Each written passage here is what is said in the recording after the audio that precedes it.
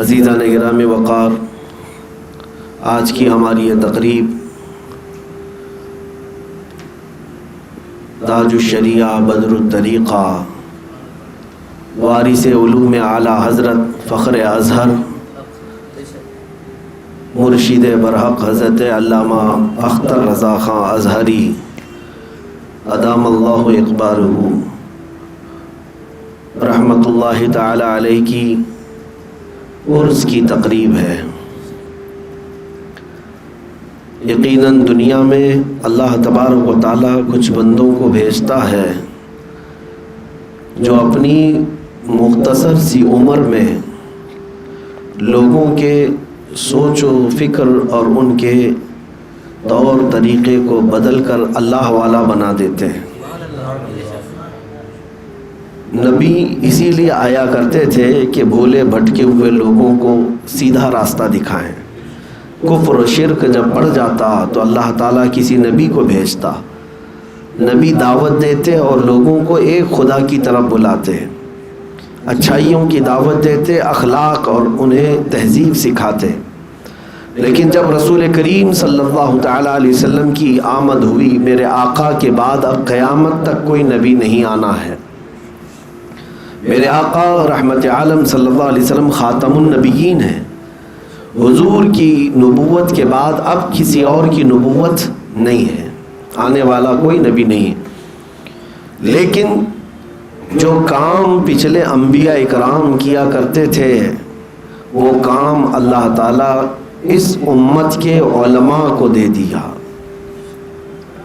رسول کریم صلی اللہ تعالیٰ علیہ وسلم کی اس امت کے جو علماء ہیں، اسی لیے ان کو وارث انبیاء کہا جاتا ہے۔ یہ انبیاء اکرام علیہ السلام کے وارث کس کام میں ہیں؟ ان کی جائیداد میں، ان کی پراپرٹی میں نہیں، بلکہ ان کے علم میں اور ان کی تبلیغ میں یہ ان کے وارث ہیں۔ علماء دین کو اللہ تبارک و تعالیٰ نے نبیوں کا کام سونپا ہے، اور ان میں بھی ہزاروں علماء میں ایک ایسا عالم آتا ہے جو مجدد کہلاتا ہے۔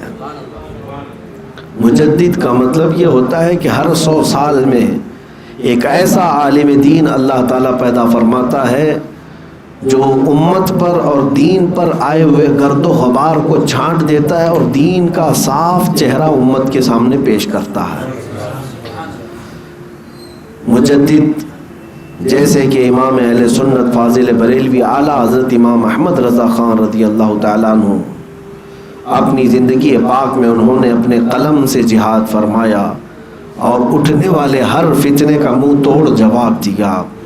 نبی اکرم صلی اللہ تعالیٰ علیہ وسلم کی شریعت طاہرہ کی حفاظت کی، اور جو گستاخیاں تھیں ان کا قلع قمع کیا، اور ایک اچھا اور سچا اور ایک صاف ستھرا چہرہ دین متین کا وہ امت کے سامنے پیش کیا۔ اسی مجدد کے خاندان میں 100 سال گزرنے کے بعد آج بھی اللہ تبارک و تعالیٰ علماء پیدا فرما رہا ہے۔ ایک بات میں آپ کو بتاؤں، جب باپ نیک ہوتا ہے تو اس کی اولاد کو اس کی وراثت دی جاتی ہے۔ آپ کو میں سورۃ الکہف کی بات بتا دوں۔ سیدنا خضر علیہ السلام اور حضرت موسیٰ علیہ الصلوۃ والتسلیم کے درمیان جو واقعہ پیش آیا تھا، آپ کو پتہ ہوگا، تفصیل سے نہیں بلکہ میں مختصراً یوں عرض کرتا ہوں کہ حضرت موسیٰ علیہ السلام اور حضرت خضر چلے تھے، ایک کشتی میں بیٹھے، کشتی کو حضرت خضر علیہ السلام نے جگہ جگہ سے پھاڑ دیا تھا، واقعہ آپ نے سنا ہوگا، اور حضرت موسیٰ سے انہوں نے کہا تھا کہ میں کوئی بھی کام کروں تو تم پوچھنا نہیں۔ موسیٰ علیہ السلام نے پوچھا کہ ایسا کیوں کر رہے ہو، یہ کشتی والا مفت میں ہمیں بٹھایا ہے۔ حضرت خضر نے بتایا نہیں، پھر آگے جا کر کے کہا اس کے بعد کوئی سوال مت کرنا۔ ایک بچے کو انہوں نے حضرت خضر علیہ السلام نے ختم کیا، اس پر بھی حضرت موسیٰ علیہ السلام نے سوال کیا تھا۔ تو حضرت خضر نے کہا اس کے بعد آخری ایک موقع ہے، اگر میرے کسی کام پر آپ نے سوال کیا تو آپ کا راستہ الگ، میرا راستہ الگ۔ ایک ایسے گاؤں میں گئے حضرت خضر اور حضرت موسیٰ کہ گاؤں والوں سے کہا کہ ہم کو آج مہمان بنا لو، آج رات تمہارے ہاں ہم قیام کرتے اور کھانے پانی کا انتظام کرو۔ گاؤں والوں نے انکار کر دیا، ہم آپ کو مہمان نہیں بناتے۔ موسیٰ علیہ السلام اور حضرت خضر جب اس بستی سے نکلے تو اس گاؤں کے کنارے ایک دیوار پرانی گری جا رہی تھی۔ حضرت خضر نے اس کو مرمت کر کے ٹھیک ٹھاک کر دیا۔ حضرت موسیٰ علیہ السلام نے اس پر بھی سوال کیا، ان گاؤں والوں نے تو ہمیں کھانا بھی نہیں کھلایا، مہمان بھی نہیں بنایا، ان گاؤں والوں کی دیوار گر رہی ہے تو ہم کیوں صحیح کریں، آپ نے کیوں صحیح کیا؟ ہر ایک کی ایک ایک حکمت تھی جو حضرت خضر نے بتائی۔ وہ کشتی کو اس لیے میں نے پھاڑ کر عیبدار کیا کہ کنارے ساحل پر ایک ظالم بادشاہ ہے جو اچھی کشتیاں دیکھتا ہے تو غصب کر لیتا ہے۔ میں نے اس کی کشتی میں تھوڑا عیب لگا دیا تاکہ اس کی کشتی بادشاہ کے دست برد سے محفوظ رہے۔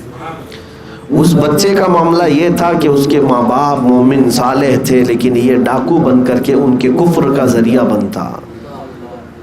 تیسری جو وجہ بتائی اس کے لیے میں نے واقعہ آپ کے سامنے رکھا ہے۔ یہ دیوار کیوں میں نے بنائی؟ گاؤں والے تو ظالم ہیں، گاؤں والے تو ٹھیک نہیں ہیں، انہوں نے مہمان نہیں بنایا یا کھانا نہیں کھلایا، وہ برے ہیں۔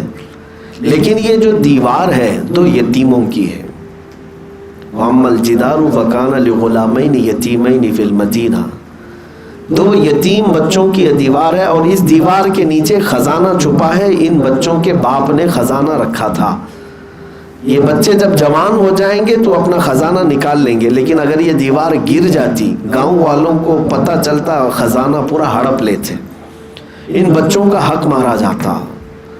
تو میں نے ان کی دیوار صحیح کر دی تاکہ ان کا حق سلامت رہے۔ اب اس میں ایک لفظ آیا ہے کہ وَأَمَّا الْجِدَارُ فَكَانَ لِغُلَامَيْنِ يَتِيمَيْنِ فِي الْمَدِينَةِ وَكَانَ تَحْتَهُ كَنْزٌ لَهُمَا وَكَانَ أَبُوهُمَا صَالِحًا۔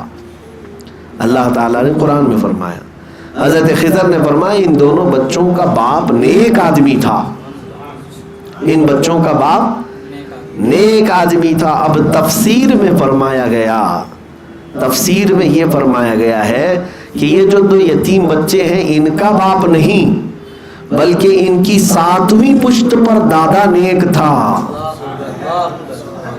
ساتویں پشت پر باپ کا باپ کا باپ کا باپ، اس طرح سے ساتویں پشت پر جا کر نیک آدمی تھا، اور اس کی نیکیوں کی برکت سے اللہ تعالیٰ 7 پشتوں کے بعد آنے والی اولاد کی بھی حفاظت فرما رہا۔ اب اندازہ کریں، ایک بندہ نیک ہوتا ہے تو اس کی وراثت اس کی اولاد کو بھی مل جاتی ہے۔